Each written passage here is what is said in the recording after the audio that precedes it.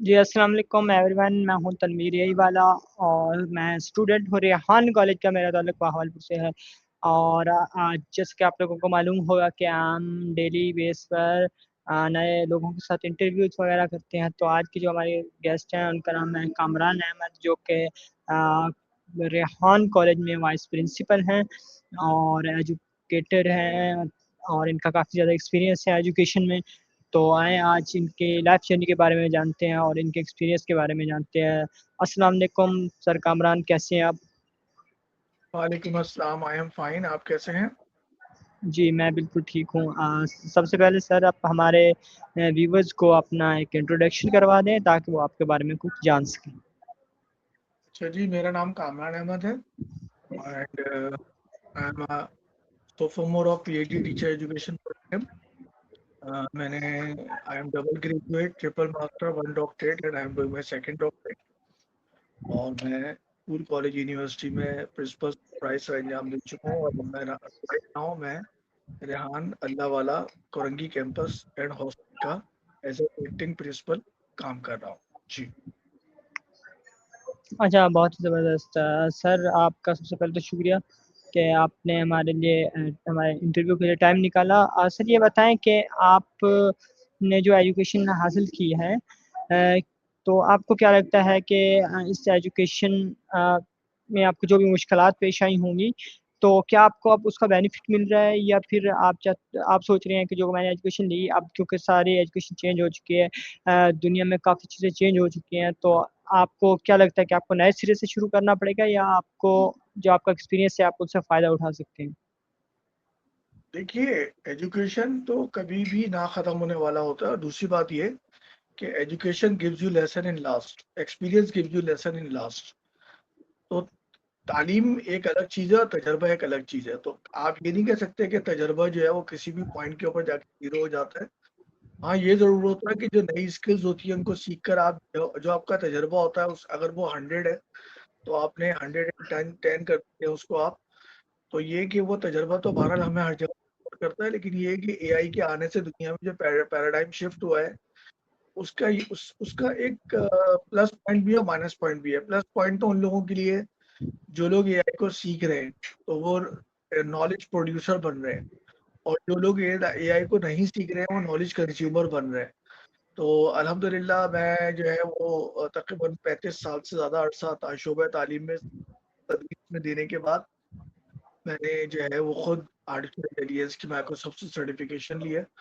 और मैं ये बात कहता हूँ कि बहुत ज़रूरी है कि हमें दौरे हाजिर में कदम से कदम मिलाकर चढ़ने के लिए एआई को न सिर्फ सीखना चाहिए, बल्कि उसको अपनी रोज़मर्रा ज़िंदगी में इस्तेमाल करते हुए अपने कामों को आसान बनाना चाहिए। जी। जी सर, अच्छा ये बताएँ कि आपके बारे में सुनने को मिला है कि आप इससे पहले कोई अदारा भी चलाते थे, तो आपका जो इदारा था उसका क्या नाम था और उसका मकसद क्या था? आप ज़रा ये बताएँ? हमने बेसिकली पाकिस्तान में एक इदारा कायम किया था पर्सोना के नाम से, जिसके अंदर हम 3 चीज़ों को प्रमोट करते थे। वो ये था कि हम सबसे पहले प्रोफेशनल अपीयरेंस, प्रोफेशनल एटीट्यूड और प्रोफेशनल एप्टीट्यूड के ऊपर काम करते थे। अपीयरेंस का मतलब ये है कि जब दुनिया में कोई शख्स आपके सामने आता है तो आप उसके अंदर 3 चीज़ें तलाश करते हैं। नंबर 1 उसकी अपीयरेंस। अपीयरेंस आपको ये बताती है कि आप के पढ़े लिखे हैं, अनपढ़ हैं, जाहिल हैं, आप अमीर हैं, गरीब हैं, फ़कीर हैं, आपका लिबास बताता है। नंबर 2 आपका एटीट्यूड। जब आप किसी से हाथ मिलाते हैं तो आपको पता चलता है कि आपकी गर्दन में सरिया कितना बड़ा है, या आप न्यूट्रल हैं, डाउन टू अर्थ हैं। और तीसरे नंबर पे जब कोई बंदा कोई देर आपके साथ बैठ के बात करता है तो उसको पता चलता है कि आप कौन-सी टाइप के इंसान हैं। आप लिटिल प्यूपिल हैं, एवरेज प्यूपिल हैं या ग्रेट प्यूपिल हैं। अब इन तीनों की डेफिनेशन क्या होती है? लिटिल प्यूपिल वो होते हैं जो लोगों के बारे में बात करते हैं। एवरेज पीपल वो होते हैं जो चीज़ों के बारे में बात करते हैं, और ग्रेट पीपल वो होते हैं जो आइडियाज़ के बारे में बात करते हैं। तो हमारी एकेडमी में जो भी बच्चा दाखिला लेता था, तो हम उसको सबसे पहले ये बताते थे कि आपने लोगों के बारे में बात नहीं करनी है, आपने चीज़ों के बारे में बात नहीं करनी है, आपने आइडियाज़ पे बात करनी है। दूसरी चीज़ ये है कि हम अपनी एकेडमी में बच्चों को ये बताते थे कि आपने गुर्बत, बेरोज़गारी और सियासत और मज़हब, इस पे बात नहीं करनी है, क्योंकि ये मसले जो है वो आप हल नहीं कर सकते हैं, तो उस पे अपनी एनर्जी मत लगाइए। हम बात करते थे मिडिल स्किल की, सॉफ्ट स्किल की, हार्ड स्किल की, कि आप स्किल सीखें और अपनी जिंदगी में तब्दीली लेकर आइए, रोजगार कमाइए, तब्दीली लेकर आइए। तो ये हमारे एकेडमी के 9 डिपार्टमेंट थे। पहला डिपार्टमेंट हमारा था करियर काउंसलिंग, दूसरा personality grooming, then professional development, then Silicon Valley जिसके अंदर हम जो है वो आईटी के लेटेस्ट कोर्सेज कराते थे, देन लिंगुआ फ्रैंका जिसके अंदर इंग्लिश और चाइनीज की क्लासेस कराते थे, aptitude test preparation, school college university के aptitude test preparation, admission test, और फेडरल पब्लिक सर्विस कमीशन और सिंध पब्लिक सर्विस कमीशन के गवर्नमेंट जॉब के जो टेस्ट होते हैं उनकी तैयारी कराते हैं।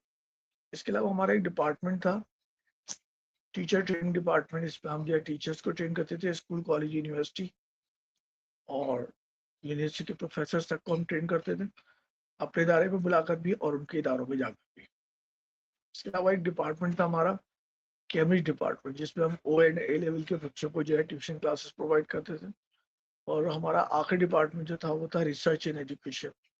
आपको पता है पाकिस्तान में सबसे जो नेग्लेक्टेड एरिया है रिसर्च है, वो पूरी दुनिया जो आज तब्दील हो रही है वो रिसर्च की वजह से तब्दील हो रही है। अगर दुनिया का वो मुल्क जहाँ रिसर्च रुक जाती है वो बहुत पीछे रह जाता है, और इसी वजह से हमारा शुमार जो है दुनिया के जो है गरीब मुल्कों में होता है, क्योंकि हमारे मुल्क में रिसर्च नहीं होती है। हम जो है वो एक लैपटॉप खरीदने को तो तैयार है लेकिन लैपटॉप बनाने को तैयार नहीं है, क्योंकि हमारे यहाँ कोई रिसर्च करने वाला नहीं है। हम बाहर से अरबों रुपए के मोबाइल तो इंपोर्ट कर लेते हैं, लेकिन हमारे यहाँ कोई ऐसी इंडस्ट्री नहीं है कि हम अपने मोबाइल खुद बना सकें।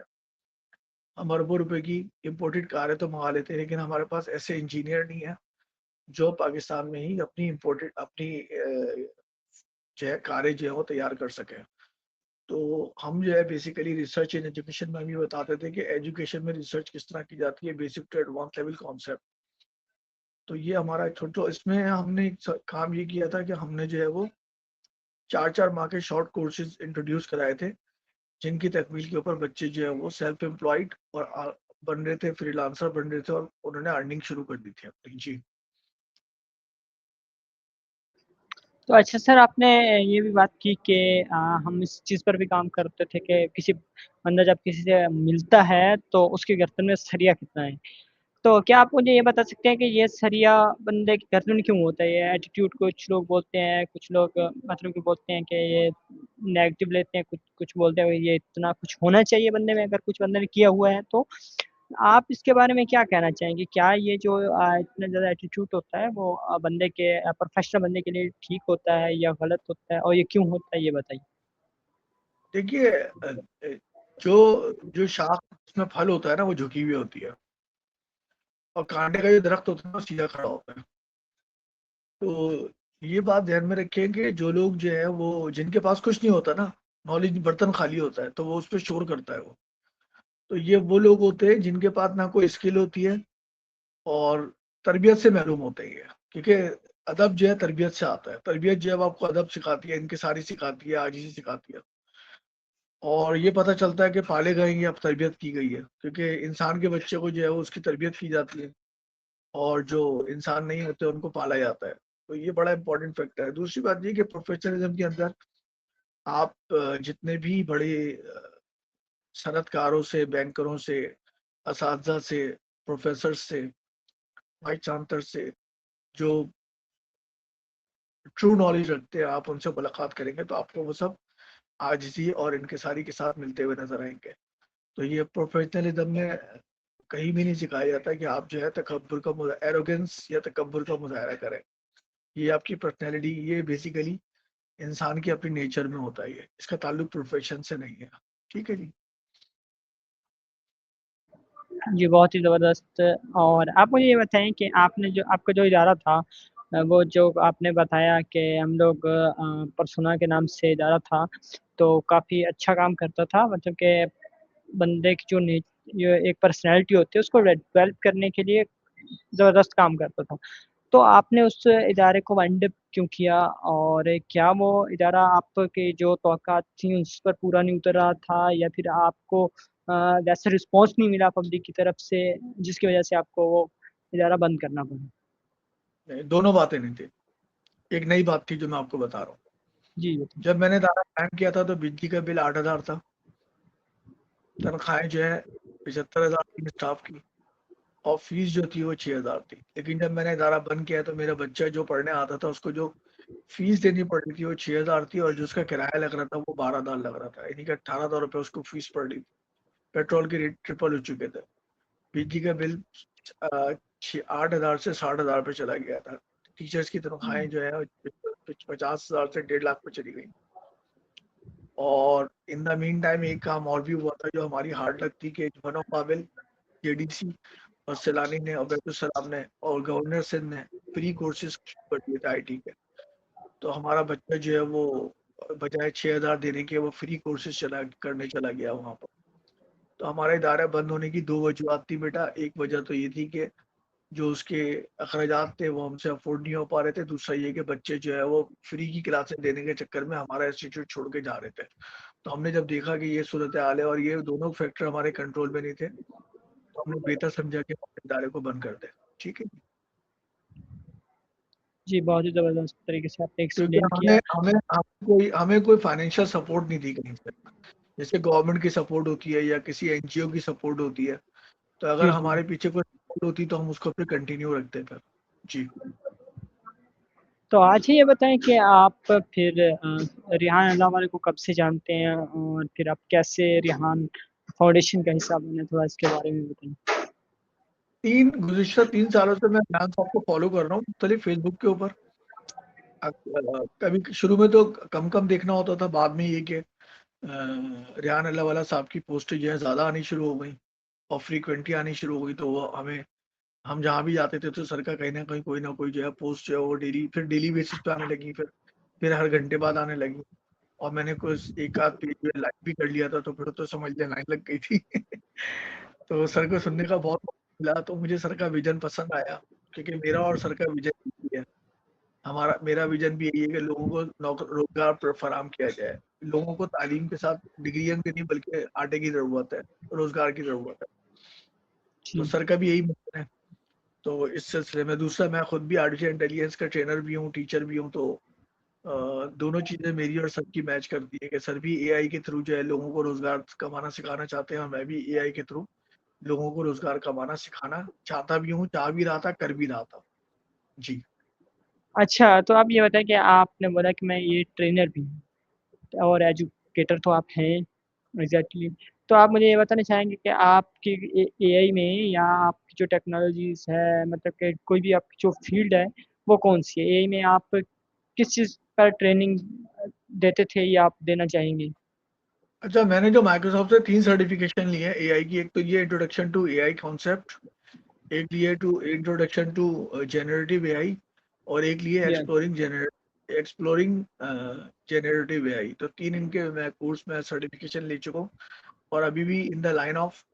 अच्छा, ट्रेनिंग के हवाले से ये कि मैं बेसिकली जो है वो स्कूल मॉन्टेसरी से मैंने टीचिंग का आगाज़ किया था और यूनिवर्सिटी लेवल तक पढ़ाया। इसी तरीके से मॉन्टेसरी स्कूल, कॉलेज, यूनिवर्सिटी के असातिज़ा को ट्रेन करने का तजुर्बा भी मुझे हासिल है। तो इसमें जो है वो आपका सवाल जो है वो बड़ा इंटरेस्टिंग है कि ट्रेनिंग के हवाले से कि मैंने रेहान अल्लाह साहब को जो है कैसे ज्वाइन किया। तो जब मैंने ये देखा, मेरा जब मैंने अपनी एकेडमी को वाइंड अप किया 2023 के अंदर, तो फिर जी, 2024 के अंदर जो है मैं एक यूनिवर्सिटी में हेड ऑफ एजुकेशन डिपार्टमेंट हुआ, वहाँ 6 महीने सर्व किए, और अनफॉर्चुनेटली मेरा हाथ फ्रैक्चर हुआ, हड्डी टूट गई थी मेरे हाथ की ना।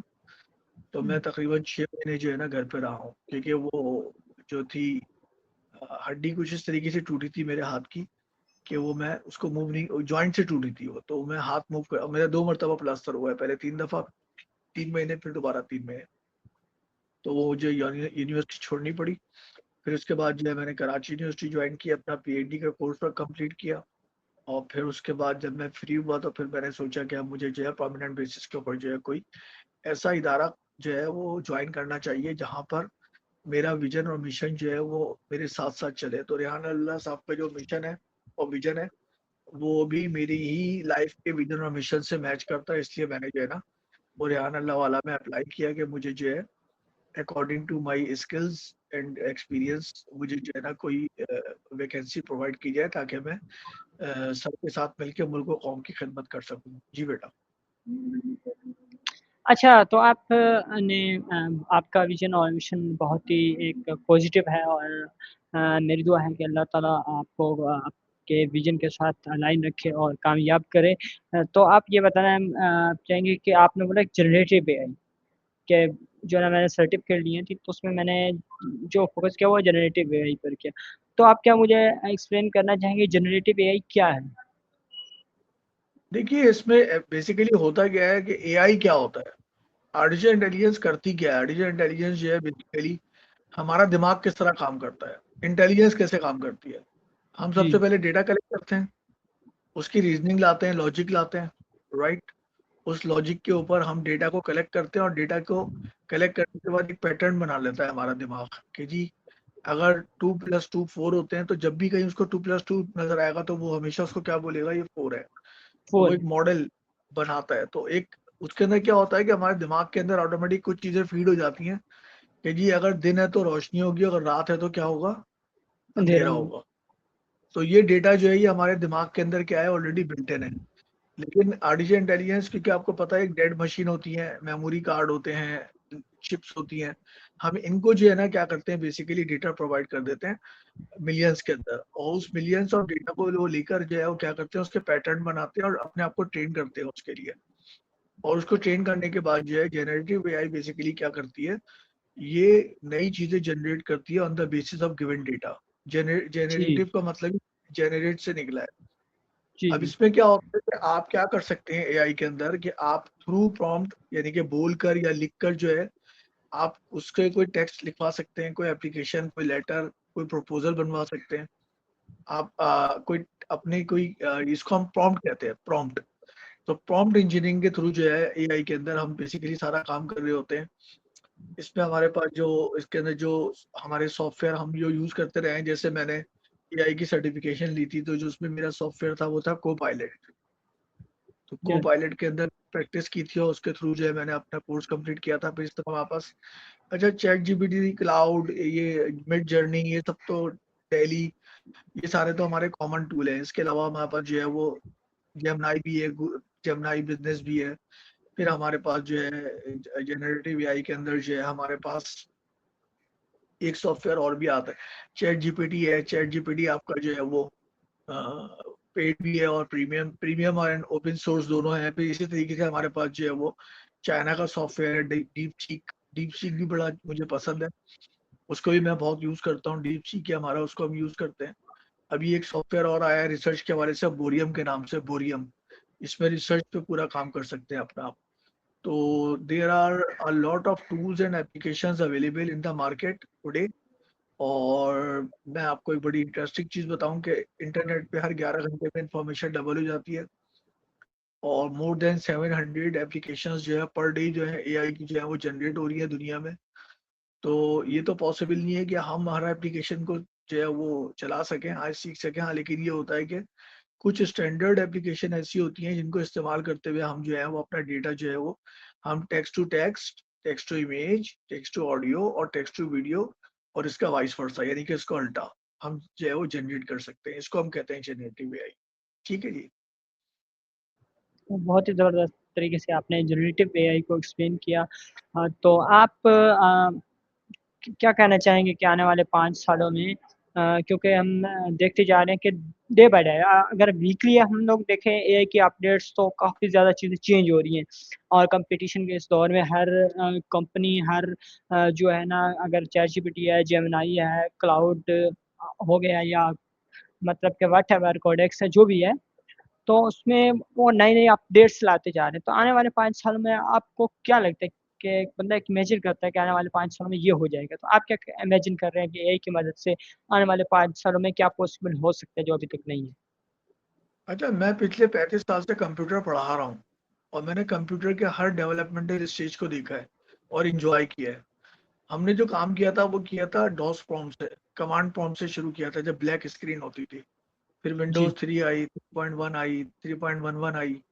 फिर और हमने जो काम किया वो एक्सटी टेक्नोलॉजी से किया था। फिर एसएक्स आया, फिर डीएक्स आया, फिर फिर के बाद जो है कोर टू डू आया, फिर कोर आई 3 आया, 5, 7, 9 और 11। अब तो जो भी फिर जनरेशन आनी शुरू हो गई, जनरेशन 5, 6, 7 जो भी है व्हाट्सएवर।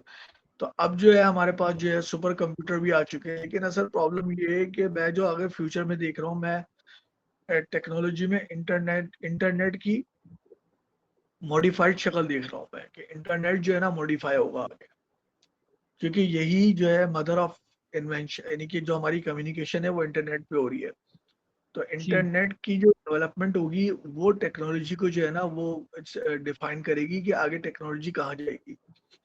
दूसरा, मैंने आज से कोई 3 साल पहले मेटावर्स पे भी वर्कशॉप कराए। मेटावर्स का आपने नाम सुना होगा। मेटा का मतलब जी होता है बियॉन्ड, वर्स का मतलब होता है दुनिया। तो मेटावर्स भी इस दुनिया में काम स्टार्ट हो चुका है। पाकिस्तान में भी इस पे वर्किंग हो रही है, और एक इदारा है उसका नाम है DA1। DA1 जो है इदारा, ये मेटावर्स का पूरा कार्यक्रम डिजाइन कर रहे हैं पाकिस्तान में, गूगल के साथ मिलकर। और इसमें आपको पता है कि मेटावर्स के अंदर जो है एक डिवाइस होती है, VR बोर्ड, जैसे आप चश्मा लगाए हुए हैं, मैं चश्मा लगाया हूँ, ऐसा एक बॉक्स होता है, VR box, virtual reality box. जी उसके जी जरिए जो है दुनिया के तमाम काम जो है, जैसे इसी में, जैसे आपकी बिटकॉइन है, ये वहीं पे इस्तेमाल होती है NFT के अंदर।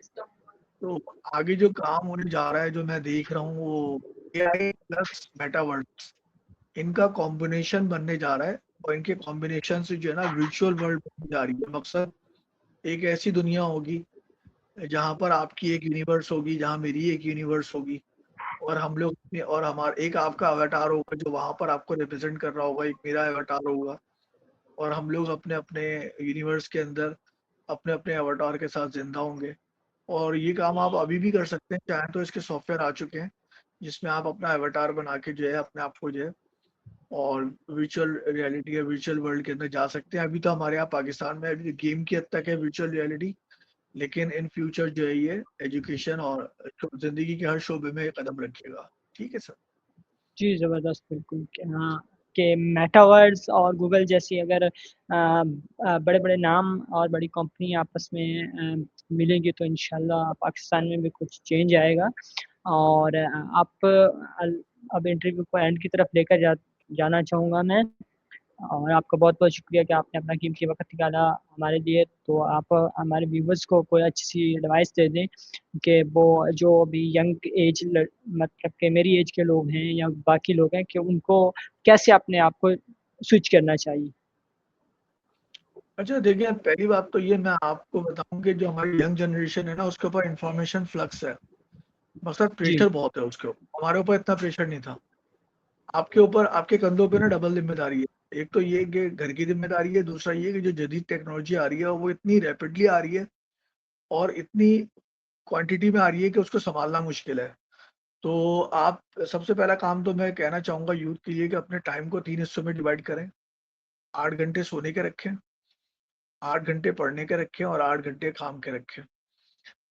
तो और इस टाइम फ्रेम को जो है ना, और अपना दो चीज़ों का ख्याल रखें, आपकी नींद और आपका पानी पूरा होना चाहिए। यानी कि पानी की क्वांटिटी आपको जिस्म में कम नहीं होनी चाहिए, और आपकी नींद जो है ना, क्योंकि जो मैं देख रहा हूँ थ्रू आउट द वर्ल्ड जो है यंग एज लोगों के अंदर वो डिप्रेशन की और एंजाइटी की जो प्रॉब्लम्स है वो इंक्रीज हो रही है डे बाय डे। और उसकी वजह ये नहीं है खुदा ना खास्ता कि वो कोई नशा करते हैं या कोई गलत काम करते हैं। इसकी वजह ये है कि वो बियॉन्ड द लिमिट जाके जो है ना रेस्टलेसनेस की तरफ जा रहे हैं, वो उनका दिमाग सो नहीं रहा। तो बहुत ज्यादा इंफॉर्मेशन लेना भी बाद औक़ात जो है वो खतरनाक हो जाता है। तो इंफॉर्मेशन फ्लक्स है, तो मैं यूथ को ये पैगाम देना चाहूंगा कि इंफॉर्मेशन को फिल्टर करें, और वो इंफॉर्मेशन लें जो उनके लिए क्रिएटिविटी लेकर आए, उनको जो है वो रिलैक्सेशन के साथ, और जो उनकी विजन मिशन फिलॉसफी को पूरा करे। और वो इंफॉर्मेशन जो उनके लिए बेनिफिशियल नहीं है, वो उसको फ़िल्टर करके उसको रोकें कि वो उनके दिमाग तक ना जाए। राइट जी। जी, जी वंस अगेन बहुत-बहुत शुक्रिया कि आपने इतना अच्छा इंटरव्यू दिया। और मैं अपने देखने वालों का भी शुक्रिया अदा करना चाहूँगा और मिलते हैं नेक्स्ट किसी नए गेस्ट के साथ। तब तक के लिए अल्लाह हाफ़िज़, पाकिस्तान ज़िंदाबाद।